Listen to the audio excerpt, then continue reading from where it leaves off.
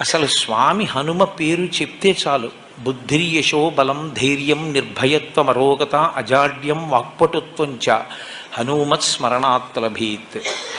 హనుమని స్మరించినంత మాత్రం చేత, హనుమకి నమస్కరించి హనుమని సేవించినంత మాత్రం చేత హనుమ యొక్క గొప్పతనం ఎక్కడుందంటే అజాడ్యం. ఆయనని సేవించినటువంటి వారికి జాడ్యము పోతుంది. జాడ్యము అంటే జడత్వము. జడత్వము అన్న మాటకు అర్థం ఏమిటంటే స్పందన శక్తిని కోల్పోవడం. శ్రీరామాయణంలో రామచంద్రమూర్తిగా శ్రీ మహావిష్ణువు వచ్చే ముందే బ్రహ్మదేవుడు అనేక మంది దేవతల్ని శాసించాడు. రావణ సంహారం అంటే అంత తేలికైన విషయం కాదు. నరవానరముల చేత సంహరింపబడడు కనుక, ఆయన నరవానరముల చేత సంహరింపబడనని వరం అడగలేదు కనుక మీ అందరూ కూడా వానరాంశలలో వెళ్ళండి అన్నాడు. దేవతలందరూ వానరుల యొక్క అంశలలో వచ్చారు.